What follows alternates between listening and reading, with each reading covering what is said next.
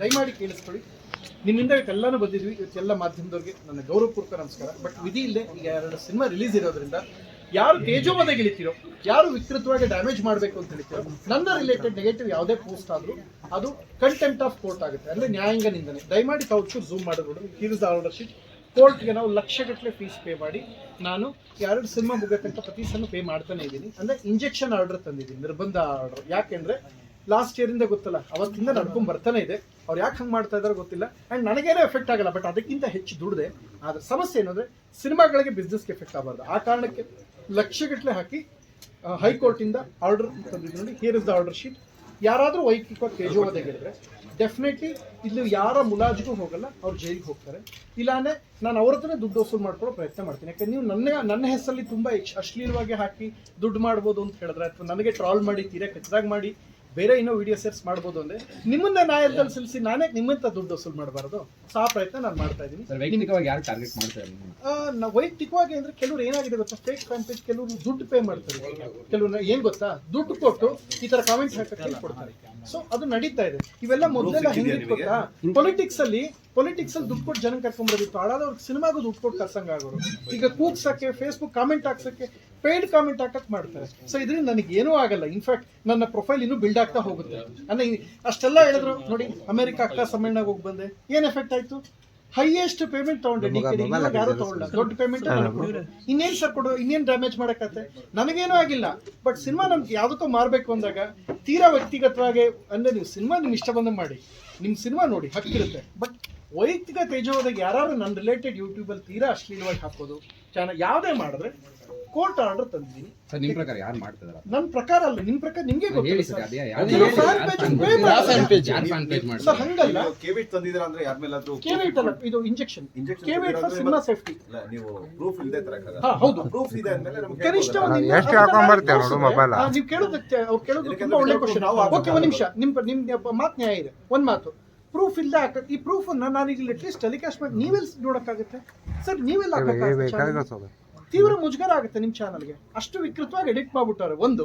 ಎರಡನೇದು, ಯಾರು ಇಂಜೆಕ್ಷನ್ ಕೊಡೋಕ್ಕೂ ಮುಂಚೆ, ಮೀನ್ಸ್ ಕೋರ್ಟ್ ಜಡ್ಜ್ ಕೊಡೋಕ್ಕೂ ಮುಂಚೆ ಎಲ್ಲ ಸೂಕ್ಷ್ಮಗಳನ್ನ ಅವಲೋಕಿಸ್ತಾರಲ್ಲ, ಯಾವುದೇ ಕಾರಣಕ್ಕೆ ಯಾರಾದರೂ ನೆಕ್ಸ್ಟ್ ಮಾಡಿದ್ರೆ, ಸೀರಿಯಸ್ ಆಗಿ ಹೇಳ್ತಾ ಇದ್ದೀನಿ, ದುಡ್ಡು ಇರೋರು ಮಾಡಿದ್ರಂತೂ ಅವ್ರ ಹಿನ್ನೆಲೆ ಪ್ರತಿಯೊಬ್ಬರು ಒಳಗಾಕ್ಸ್ಬಿಡ್ತೀನಿ. ನನಗೆ ತೊಂದರೆ ಮಾಡಬೇಡಿ, ನಿಮ್ಮ ದಾರಿ ಏನಿದೆ ನೀವು ನೋಡ್ಕೊಂಡು. ನನಗೆ ಸಿನಿಮಾ ಇಂಪಾರ್ಟೆಂಟ್. ನಾನು ಕೋಟಿಗಟ್ಟಲೆ ಹಾಕ್ಬಿಟ್ಟಿದ್ದೀನಿ. ನಾನು ವಾಪಸ್ ಹೋಗೋಕ್ಕೂ ಮುಂಚೆ ಆರಾಮಾಗಿ ನೆಮ್ಮದಿಯಾಗಿ ಇರೋದೆಲ್ಲ ತೀರಿಸ್ಕೊಂಡು, ಸಾಲ ತೀರಿಸ್ಕೊಂಡು ಹೋಗಬೇಕು ಅಂತ ಆಸೆ.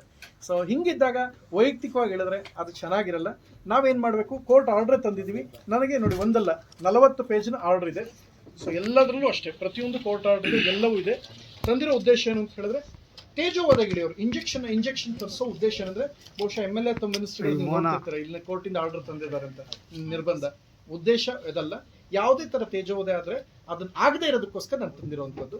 ಯಾಕೆಂದರೆ ಇವ್ರು ಯಾವುದು ಹೆಂಗೆ ಬೇಕಾದ್ರೆ ಇತ್ತೀಚೆಗೆ ನೋಡ್ತಿಲ್ಲ, ನೋಡಲ್ಲ ಮಾಡಲ್ಲ ವಿಷಯ ಏನು ಅಂತ ತಿಳ್ಕೊಳ್ಳೋ, ಸಡನ್ನಾಗಿ ಹಾಕ್ಬಿಡೋದು ನ್ಯೂಸು. ಈ ಮಾಧ್ಯಮ ಏನು ಮಾಡ್ತಾ ಇದ್ದಾರೆ, ಕೆಲವರು ಹೇಳೋ ಬರದಲ್ಲಿ ಡ್ಯಾಮೇಜ್ ಗಿಳಿದು ಬಿಡ್ತಾ ಇದ್ದಾರೆ.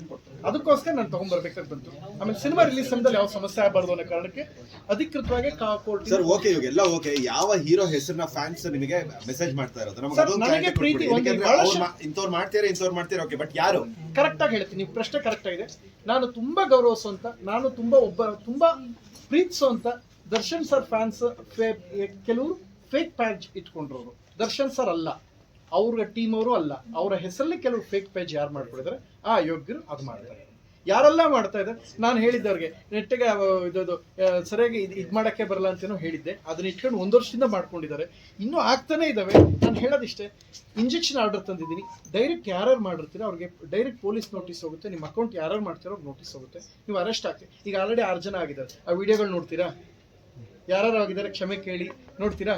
ಕೆಲವ್ರು ಹೋಗಿ ತಪ್ಪಾಗೋಯ್ತು ಸರ್, ನಾವು ತುಂಬ ತಪ್ಪು ಮಾಡ್ಬಿಟ್ಟು ನಿಮ್ಮ ವಿಚಾರದಲ್ಲಿ, ದಯವಿಟ್ಟು ನಿಮ್ಗೆಲ್ಲ ಇದು ಮಾಡಿದ್ವಿ ಸರ್, ನಿಮ್ಮ ಸಿನಿಮಾ ಎಲ್ಲ ನೋಡಿದ್ವಿ, ಹಿಂಗೆ ಮಾಡ್ಬಿಟ್ವಿ ಸರ್ ಅಂತ. ಒಂದಲ್ಲ 100 ತೋರಿಸ್ತೀನಿ ಸರ್. ಸೊ ದಯಮಾಡಿ ನಿಮ್ಮನ್ನ ಎಲ್ಲರನ್ನೂ ಕ್ಷಮೆ ಕೇಳ್ತೀನಿ. ನಿಮ್ಮನ್ನ ಅಂದ್ರೆ ತೇಜೋವಧೆಗೆ ಯಾವುದೇ ತರ ಡ್ಯಾಮೇಜ್ ಆದ್ರೆ ಅದಕ್ಕಷ್ಟೇ ನಿರ್ಬಂಧ. ನಿಮ್ಮನ್ನ ಡ್ಯಾಮೇಜ್ ಮಾಡಿ ಆಗ್ಬೇಕು. ಈಗ ಒಂದು ಸಾಂಗ್ ರಿಲೀಸ್ ಆಗಿದೆ, ಅದಕ್ಕೇನೋ ಡ್ಯಾಮೇಜ್ ವೈಯಕ್ತಿಕವಾಗಿ ಏನೋ ಮಾಡಿದ್ರೆ ಅಂಥದಕ್ಕಷ್ಟೇ ನಿರ್ಬಂಧ. ನಿಮ್ಮ ಮೇಲೆ ನಿರ್ಬಂಧ ಹಾಕ್ಸಿ ನಾವು ಏನು ಮಾಡೋಣ ಸರ್? ನಿಮ್ಮಿಂದ ಅನ್ನ ತಿಂತಾ ಇದ್ದೀವಿ ಅಂದಾಗ ಅವ್ನು ಯಾವ ಕಲಾವಿದ ಅಷ್ಟೇ.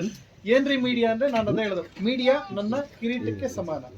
ಯಾಕೆಂದ್ರೆ ನಿಮ್ಮಿಂದ ನಾವು ಅನ್ನ ತಿಂತೀವಿ. ಯಾರೇ ಹೇಳಿದ್ರು ಅಷ್ಟೇ, ಈ ಮಾತನ್ನ ನಾನು ಹೇಳ್ತೀನಿ.